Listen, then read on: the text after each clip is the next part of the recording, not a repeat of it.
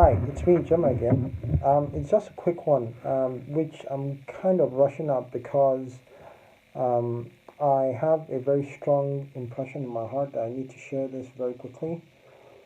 Part of the reason why I'm sharing this is because, unfortunately, this is a subject which is not spoken of a great deal in the church.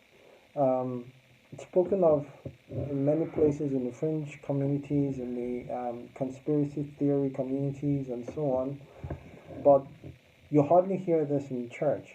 And it's not because the reason you don't hear it in church is not because it's conspiracy theory. It's because for some interesting reason people don't take their Bibles literally. They don't I don't mean to accuse people, but they are just not taking their Bible seriously. In the book of Genesis, chapter 3, verse 15, one of the things that God said to Eve was, actually to the serpent was, the seed of the woman shall bruise your head, and your seed shall bruise his heel. The seed of the woman will bruise your head. That speaks of Christ. And your seed, which everybody recognizes as, some people will call him the Antichrist, some people will call him the beast, some people will call him the man whose mark of 666 everyone will take in the last days, or people will take in the last days, and as a result lose eternity.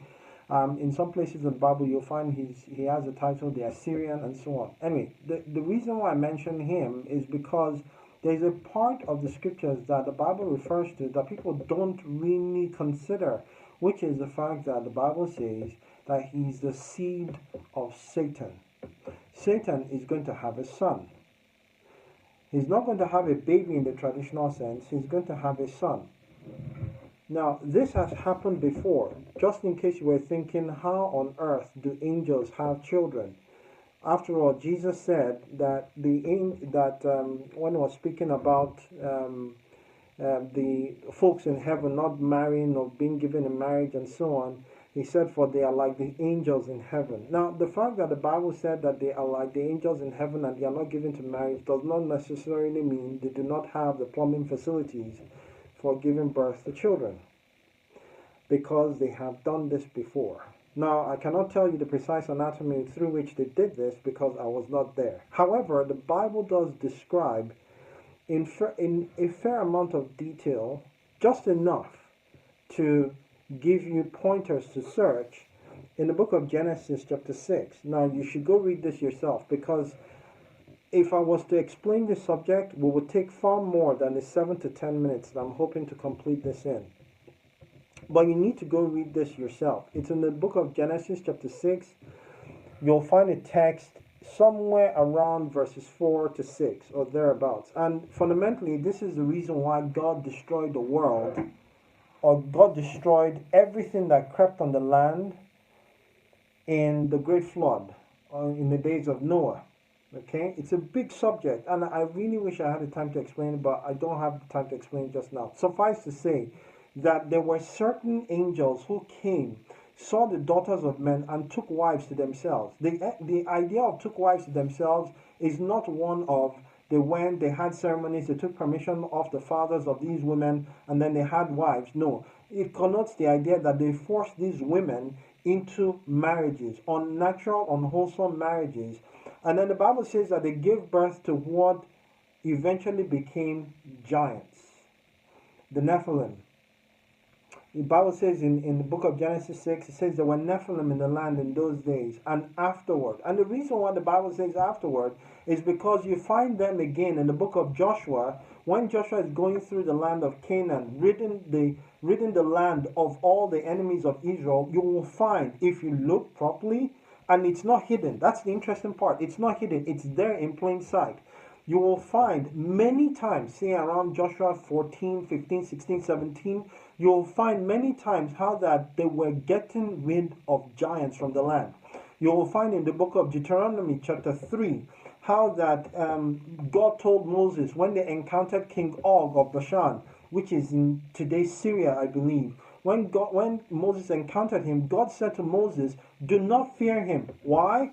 Because this guy was a giant. The Bible describes his bed as being made of iron. There's a reason why the Bible describes that. The Bible also describes the length and the width of his bed. Now, the typical human being would sleep in a bed if he's tall like me, perhaps, like who's about 6 or 6'1". It changes depending on whether I'm slouching or I'm walking straight. You typically sleep in a bed that maybe somewhere in the region of 6'6" or thereabouts, right? Something just slightly taller than me or longer than my height. King Og of Bashan lived in a bed or slept in a bed that was 9 cubits long by 4 cubits wide. Now, the cubit in today's measure is 18 inches long or 1.5 feet. Okay, that's the measure of the cubit. So that bed in today's measurement would be 13.5 feet. Now there's ideas that in the days when Moses wrote the Pentateuch, that's the books of Genesis, Exodus, Leviticus, Numbers, and Deuteronomy, that in those days they used the Egyptian measure for the what's the word called now, for the cubit, which was 21 inches. So actually that bed could have been longer than we know it today. The point is, this guy was sleeping in a bed well in excess of 13 feet long and 6 feet wide, which means at the very least this guy would probably have been somewhere in the region of about 12 feet tall. Now think about that for a second. 12 feet tall. There's another time when, it's interesting, when you read through the Old Testament, you'll find in many different places, God describes the heights of these guys, and God describes the strength of these guys, to tell you that these guys are not ordinary, normal human beings. Think Incredible Hulk type strength, for example, which is the reason why when Goliath, who the Bible describes as being 9 feet and 9 inches tall, was taunting the Israelites, they were scared of him. It explains also the reason why in Numbers chapter 13, when Moses sent the 12 tribes into the promised land to spy it out, remember something. There's something very interesting about that episode. One of the things was that 2 of the spies came carrying a cluster of grapes on a staff between their shoulders. That gives the impression that this cluster of grapes was heavy, and people think genetic engineering only started today. Now think about this for 1 second. The Bible says that when they went into the land and they came back with their report, they talked about the land being flowing with milk and honey and so on. They described many good things about the land, but then they said something. They said the sons of Anak are there. We saw the sons of Anak there. He said in their sight we were like grasshoppers. We were small in their sight. And they said, no, we're not going there. We can't go and fight these guys. Now, what you will find very interesting there is that Caleb and Joshua, who of the 12 spies were the only 2 who said, no, we can go there because God has given the land into our hands, did not deny the story that the remaining 10 said. They did not say, oh, no, you're just exaggerating. These guys are not that big. They're just maybe slightly taller than us. No, they did not refute what they were saying. Instead, they said, God has given them into our hand, which was the same approach that David had. Now, these things I'm saying to you, the reason why I'm telling you this is because they will come again. And I know they will come again because that work of Satan and the fallen angels, remember, there are potentially several tens of millions of fallen angels, and their DNA is different from the human DNA, which is how they gave rise to these giants. All these things that you hear in different cultures, particularly Greek mythology, Norse mythology, even Yoruba mythology in Nigeria, Shango. Shango is the equivalent of Thor. Many people don't realize this. All these traditions, all these myths and legends that you hear about, what many people don't realize is that these are not the stuff of comic books, even though I have some comic book characters, which I'm going to show you here in a second. These are the stuff of biblical truth. This is the reason why God sent Joshua to go sack the tribes that were in Canaan in the promised land. That's why God instructed that they should kill every man, woman, and child. It wasn't because God hated certain tribes. It wasn't because God was being genocidal. It was simply because God was sacking the race of giants in the promised land. And they are coming again. Jesus tells us as much in the book of Matthew chapter 24. He said, as it was in the days of Noah, so shall it be in the days of the coming of the Son of Man. Except we're saying that Jesus did not know what he was saying, except we're saying Jesus did not understand what happened in the days of Noah, then we can trust that Jesus was telling the truth when he said, as it was in the days of Noah, so shall it be in the days of the coming of the Son of Man. Let me show you something. Let me show you some visual comparisons between a human being and some of these guys. Now, one of the things you will find here just now are some figurines. Now, this first guy here will be a typical man. That's Martin McFly of the Back to the Future fame. That's his size there. Okay, that's his size there. Now, to the right of Martin McFly is Incredible Hulk, who is, you may have noticed the perspective is not very great. Yeah, that's a better perspective. You will probably notice there that, sorry, I'm not very good with this camera. Yeah, you notice there that if Marty is about, say, 6 feet tall, then the Incredible Hulk is somewhere in the region of 6.5 to 7 feet tall. Not a lot taller, but certainly very much bigger. Okay? Now, here's where it becomes very interesting. There's Spider-Man there. Now, Spider-Man is about twice the height of Incredible Hulk. Okay? So let's just assume Incredible Hulk for 1 second is my size, 6 feet tall. Remember the story of King Og of Bashan. King Og of Bashan would have been there. Would you understand now why God would tell Moses, do not be afraid of him? Go check out the story in Deuteronomy chapter 3. These guys are coming again, friends. The more aware you are of the things that are coming upon the earth, the Bible makes us understand in the book of Luke, around, I think in chapter 21, men's hearts failing them for fear concerning the things that are coming upon the face of the earth. Time will not suffice for me to go deeply into this. Time will not suffice for me to go deeply into the whole concept of UFOs and so-called aliens and so-called extraterrestrial entities and so on. There's a biblical explanation for these things. And the reason why you need to know these things is because on the day they turn up, and they will turn up, they will turn up.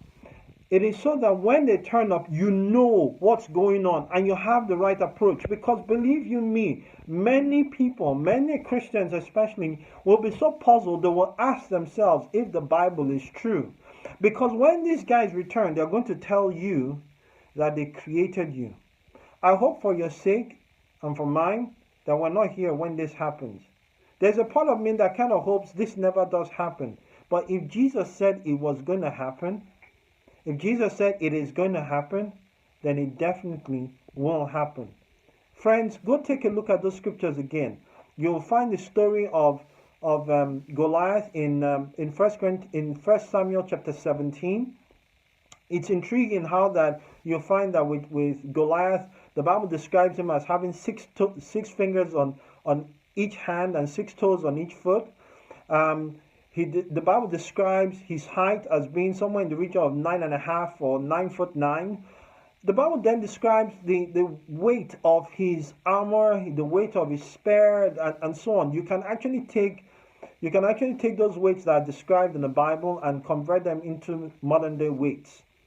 What the Bible then is essentially telling you is that, number one, these guys were real. Number two, these guys were big. And number three, these guys were frightening because of their size and their strength. There's many mysteries in this world today which outside of the Bible are hard to explain. And many people, especially those ones who create these programs, Ancient Aliens, which are actually quite interesting to watch, and I do watch them, but they are telling you lies that these guys came from other planets. In fact, something that somebody once said, Chuck Missler once said this: if these guys were coming from other planets, you'd sense the traffic. These guys are not coming from other planets. They are coming from other dimensions. Why? Because there's way more dimensions than we are currently experiencing. We are experiencing 4 dimensions: length, height, breadth, and time, right? Width, height, breadth, time, whatever. The important point is there's way more than that. That's the reason why Jesus could walk through walls. Anyway, I digress. The point I'm trying to make is this: you need to search and discover these things for yourself in the Bible. You can't accept this because somebody said so. You can't accept this because you heard it on YouTube. You can't accept it because I said it. You need to go and check it yourself. So go check Genesis 3 verse 15, where God prophesies that Satan is going to have a son. Genesis chapter 6, where the Bible shows us how the angels had children. 1 Samuel chapter 17, where the Bible shows us how that Goliath taunted the children of Israel and David took him out. The book of Jude, which quotes the book of Enoch. Book of Jude describes in a fair amount of detail how that the angels left their first estate and committed fornication with strange flesh, not just with women, but with animals as well. The book of Deuteronomy chapter 3, where God tells Moses, prior to defeating King Og of Bashan, that you will defeat this guy. Do not be scared of him. Numbers chapter 13, where we see how that the children of Israel, particularly the 12 spies, encountered the sons of Anak. And then Matthew 24, where Jesus makes it clear that these guys are coming again. Friends, I want you warned because our time on this planet is nearly done. And as our time draws to a close, the devil knows that his own time is short. And it's a question of when, not if, but when he unleashes hell's fury on earth. Friends, please go and check these things that I've told you. Please. And if you discover that this is true, share it with your friends. If you do not believe me or you have questions, then by all means put it in the comments and I'll do my best to answer you. I don't do this full time, as you may have noticed, but I will do my best to answer. Take care. God bless you. Bye. Bye. Bye.